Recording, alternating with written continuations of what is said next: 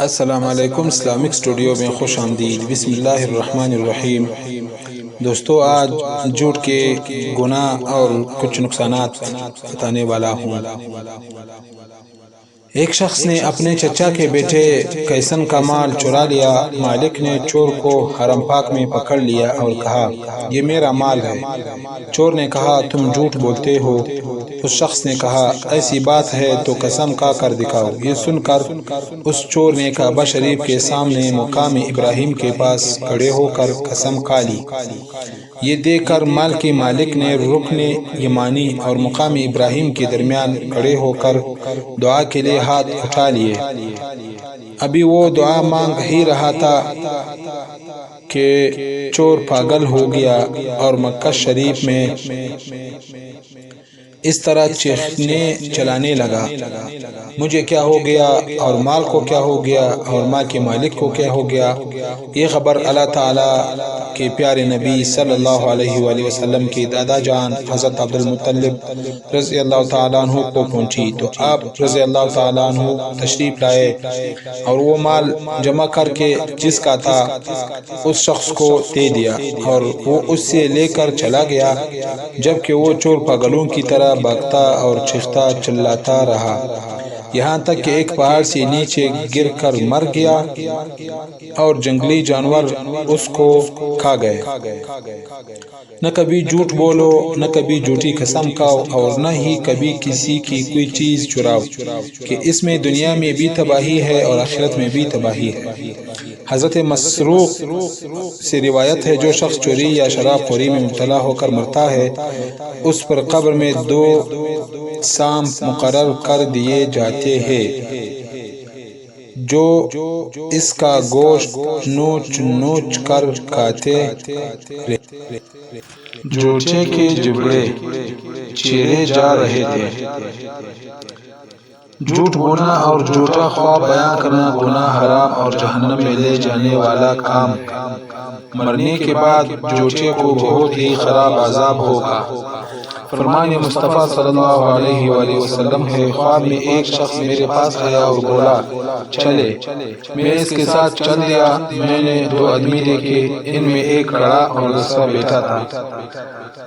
کھڑے ہوئے شخص کے ہاتھ میں لوہے کا زنبور تھا، جس سے وہ بیٹھے شخص کے ایک جبڑے میں ڈال کر اسے گدی تک چیر دیتا، پھر زنبور نکال کر دوسرے جبڑے میں ڈال کر چیرتا۔ اتنے میں پہلے والا جبڑا اپنی اصل حالت پر لوٹ آتا۔ میں نے لانے والے شخص سے پوچھا، یہ کیا ہے؟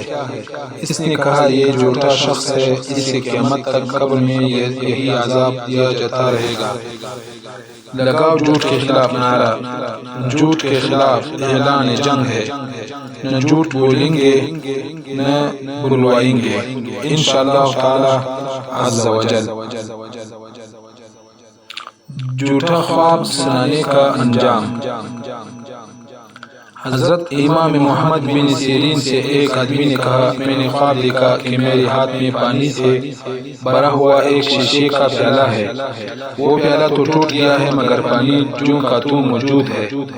یہ سن کر آپ رحمت اللہ علیہ نے فرمایا، اللہ عز و جل سے ڈر اور جھوٹ نہ بول، کیونکہ تو نے ایسا کوئی خواب نہیں دیکھا۔ وہ آدمی کہنے لگا، سبحان اللہ، میں ایک خواب سنا رہا ہوں اور آپ فرما رہے ہیں کہ تو نے کوئی خواب نہیں دیکھا۔ آپ رحمت اللہ علیہ نے فرمایا، بے شک یہ جھوٹ ہے اور میں اس جھوٹ کے نتیجے کا ذمہ دار نہیں۔ اگر تو نے واقعی یہ خواب دیکھا ہے تو تیری بیوی ایک بچہ جنے گی، پھر مر جائے گی اور بچہ زندہ رہے گا۔ اس کے بعد وہ آدمی جب آپ رحمت اللہ علیہ کے پاس سے چلا گیا اور پیچھے سے کہنے لگا، اللہ عز و جل کی قسم، میں نے تو ایسا کوئی خواب دیکھا ہی نہیں تھا۔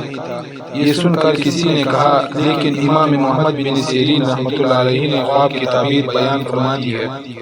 یہ حکایت بیان کرنے والے بزرگ حضرت ہشام رحمت اللہ علیہ فرماتے ہیں، اس واقعے کو زیادہ عرصہ نہیں گزرا تھا کہ جھوٹا خواب بیان کرنے والے جھوٹے آدمی کے ہاں ایک بچے کی ولادت ہوئی، لیکن اس کی بیوی مر گئی اور بچہ زندہ رہا۔ ، ٹھیلی لاٹھی والا جھوٹا چور۔ ہمارے پیارے پیارے آقا مکہ مدینہ والے مصطفیٰ صلی اللہ علیہ وسلم کا فرمان عالی شان ہے، میں نے جہنم میں ایک شخص کو دیکھا جو اپنے ٹیڑھی لاٹھی کے ذریعے حاجیوں کی چیزیں چراتا، جب لوگ اسے چوری کرتا دیکھ لیتے تو کہتا میں چور نہیں ہوں، یہ سامان میری ٹیڑھی لاٹھی میں اٹک گیا تھا۔ وہ آگ میں اپنی ٹیڑھی لاٹھی پر ٹیک لگائے یہ کہہ رہا تھا کہ میں ٹیڑھی لاٹھی والا چور ہوں، انشاءاللہ نہ ہم کبھی جھوٹ بولیں گے نہ کبھی چوری کریں گے۔ سب مل کر نعرہ لگاؤ، جھوٹ کے خلاف اعلان جنگ ہے، نہ جھوٹ بولیں گے نہ بلوائیں گے، انشاءاللہ عز و جل۔